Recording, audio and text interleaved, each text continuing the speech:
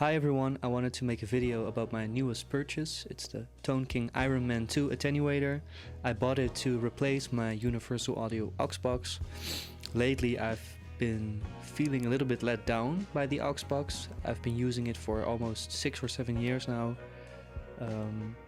I've had some pretty decent results with it, but the more experience I had with playing in the room, miking up guitar cabinets, the more I felt that there was some sonic information getting lost in translation, so to speak. So I started to look for alternatives, and Iron Man 2 had some raving reviews. Johan Segeborn also made a really nice video about it. It actually made me want it even more. And I don't know if you recognize this, but I have this confirmation bias when I buy something new, and I want my newest purchase to be better than my current thing. Could be a guitar, amplifier, or in this case attenuator. So I'm gonna make an objective comparison between the two. I'm gonna try to defeat all the variables, so I'll be using the same loop through the same amplifiers, exact same setting, same IR, so we can make a pretty good comparison between the two and see if I made the right call by buying the Iron Man. So here we go. So before we go over to the clips, here's a quick rundown of my signal chain. Pause the video if you want to take a closer look. Otherwise, here we go.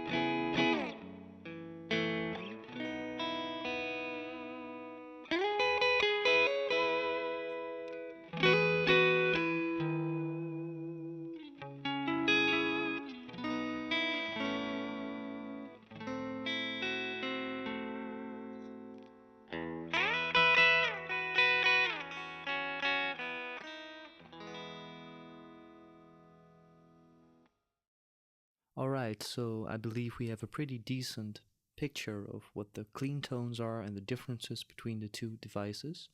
So I'm gonna go for some more overdriven tones, and I'll be using the Soraya tone or Chariot tone. Centura, the controls are all at noon. The settings on the Bandmaster stay the same. Here we go.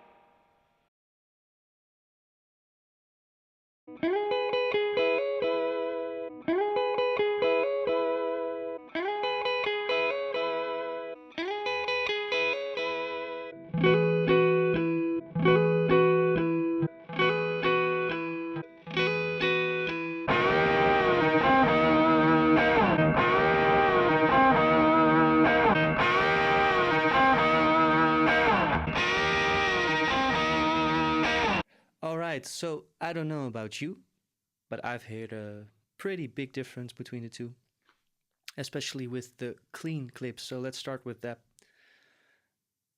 The audio that I recorded with the Ironman had an extended low end to it.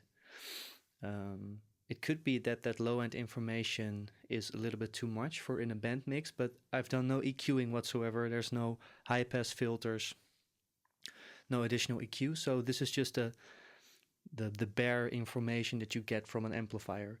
And to me, it sounds quite alike to what you would get when you put a mic directly in front of a live speaker cab. When it comes to the mid-range, I really found that so musical sounding.